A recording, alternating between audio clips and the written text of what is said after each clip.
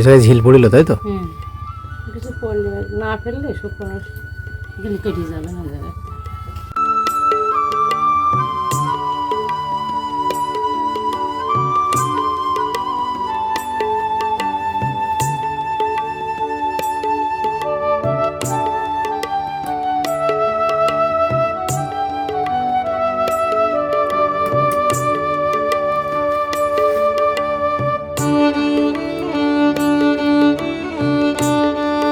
এই কাদাগুলো আলাদা করে ছিঁড়ে নেন পা দিয়ে, মেশিন দিয়ে না?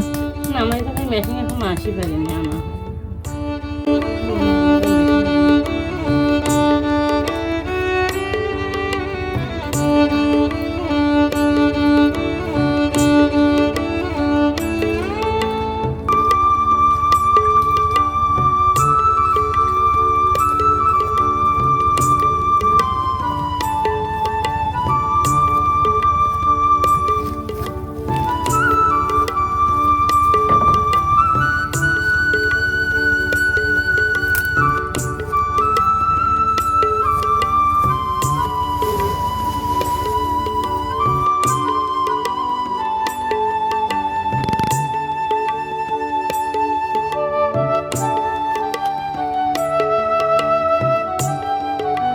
ডিজাইন হলো